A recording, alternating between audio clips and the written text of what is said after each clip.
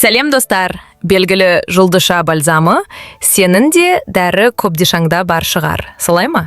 Бірақ сен оны көбіне тек тұмау мен мұрын бітіп қалған кезде ғана пайдаланасың ба? Егер солай болса, үлкен қателік жасайсың. Шындығында бұл арзан бірақ қуатты құрал ондаған түрлі мәселемен күресуге қабілетті.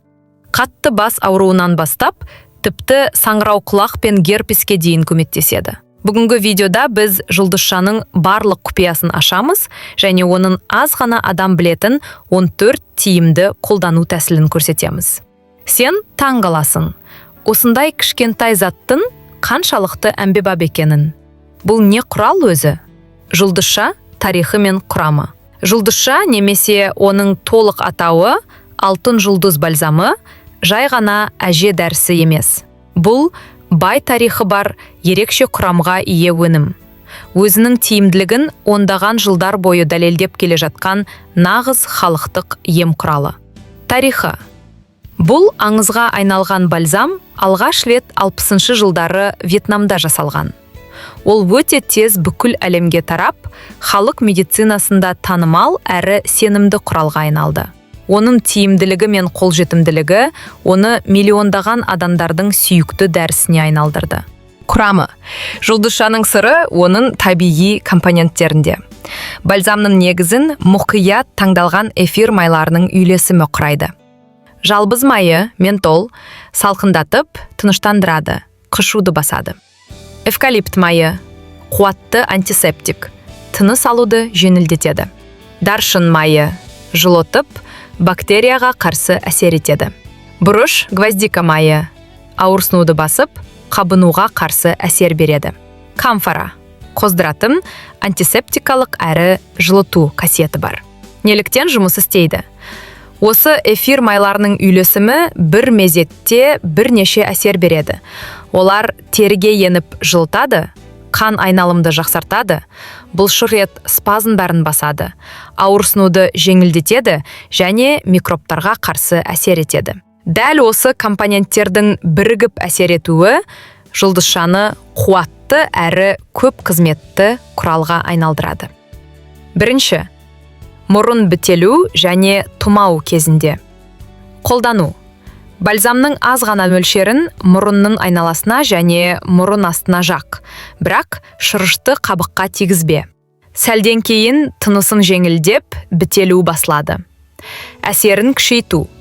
Кішкентай бұршақтай бальзамды ыстық, қайнамаған судың үстіне ерітіп, басыңа сүлгі жауып, буын 7 минуттай терең жұт. Бұл әдіс мұрын жолдарын жақсы тазалап, тынысты жеңілдетеді. Екінші, бас ауруы және мигрень. Қолдану. Аз ғана мөлшерін самайға, маңдайға және мойынның артқы жағына, бас сүйек түбіне жақ, бірақ көзге тигізбе. Пайдасы.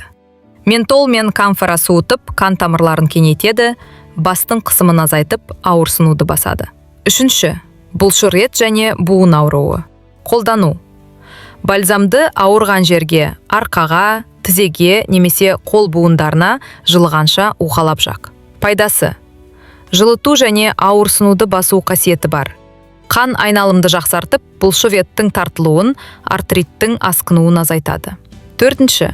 Жөтел мен суық тию кезінде қолдану. Бальзамның аз мөлшерін кеудеге, арқаға және табанға, әсіресе табанның астына жақ. Содан кейін жылы киім немесе жүн шұлық ки. Пайдасы. Жылыту әсері бронхтардағы қақырықты сұйылтып, қан айналымды жақсартады және жалпы жағдайды жеңілдетеді. Бесінші. Жәндіктер шаққанда. Қолдану.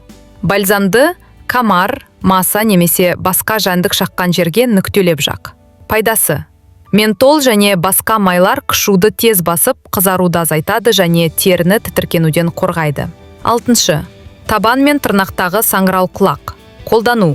Аяқты мұқият жуып, құрғатып сүрт. Содан кейін бальзамды зақымдалған жерге күніне 1-2 рет жақ. Әсерін күшейту. Алдымен аяқты сода немесе сірке суы қосылған жылы суға жібіт. 1 литр суға 1 ас қасық. Осы тәсілді 7-10 күн жалғастыр. Пайдасы. Камфора, эвкалипт және гвоздиканың антисептикалық әсері саңырау құлақ инфекциясымен күресуге көмектеседі. Жетінші, еріндегі герпес. Қолдану. Қышу немесе ашыту басталысымен-ақ герпес шыққан жерге өте аз мөлшерде бальзам жақ. Пайдасы. Қабынуды азайтады, жараны құрғатып, жазылу процесін жылдамдатады. Сегізінші, арқа мен мойын ауырғанда қолдану. Қатты ауырғанда компресс жасауға болады. Бальзамды вазелинмен немесе жай креммен араластырып, ауырып тұрған жерге жақ. Жоғарынан пленка және жылы шарфпен ора, 15-20 минут ұста. Пайдасы. Бұл әдіс бұлшық ет спазмын басып, қан айналымды арттырып, ауырсынуды жеңілдетеді. 9. Вирус жұқтырудың алдын алу. Тұмау маусымында. Қолдану. Бальзамның аз мөлшерін мақтаға немесе бетперденің ішкі жағына жақ. Адам көп жерде жүргенде, транспортта, дүкенде хош иісін аздап жұт. Пайдасы. Эфир майлары ауадағы вирустардан қорғайтын табиғи тосқауыл жасайды. 10. Көлікте бас айналу, теңіз ауруы. Қолдану. Бальзамның аз мөлшерін самайға және мұрын астына жақ. Пайдасы. Жалбыздың күшті иісі жүрек айнуды, бас айналуды және әлсіздікті басады. 11. Тамақ ауырғанда және жыбырлағанда. Қолдану. Бальзамның аз ғана мөлшерін тамақ тұсына, мойынның алдыңғы бөлігіне жақ және ақырын уқалап тарат. Пайдасы. Жылыту және тыныштандыру әсері тамақтағы ауырсынуды азайтады, жөтел мен жыбырды басады. 12. Аяқтың ісінуі мен шаршауы. Қолдану. Күні бойы жүрген соң, аяқтың бұлшық еттеріне және табанға аз мөлшерде бальзам жағып уқалап сүрт. Пайдасы. Қан айналымды жақсартады, аяқтағы ауырлық пен ісінуді басады. Алдымен салқындық, кейін жылы сезім береді. 13. Құлақ ауырғанда. Сыртқы қолдану. Қолдану. Бальзамды құлақтың айналасына және артқы жағына жағып, ақырын уқала. Пайдасы. Бұл әдіс қан айналымды арттырып, сыртқы құлақ қабынуы мен суық тигенде ауырсынуды азайтады. Маңыздысы, ешқашан бальзамды құлақтың ішіне жақпа. 14. Қышу және жеңіл бөртпе кезінде. Қолдану. Бальзамды өте жұқа қабатпен қышыған немесе жеңіл тітіркенген жерге жағыңыз. Пайдасы. Ментол салқындатып қышуды басады, ал антисептикалық майлар қабынуды азайтады. Ашыр жара мен аллергиялық бөртпеге қолдануға болмайды. Ескерту және қарсы көрсетілімдер. Бальзамды шырышты қабықтарға жақпау керек. Мұрын, ауыз, жыныс мүшелері. Көзге тигізуге болмайды. Аллергия болса, міндетті түрде теріге сынақ жасап көр.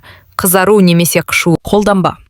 3 жасқа дейінгі балаларға қолдануға болмайды. Эфир майлары тыныс жолдарының спазмын тудыруы мүмкін. Басқа жылыту майларымен бірге қолданба. Ашық жара, күйік немесе жарақат бетіне жақпа.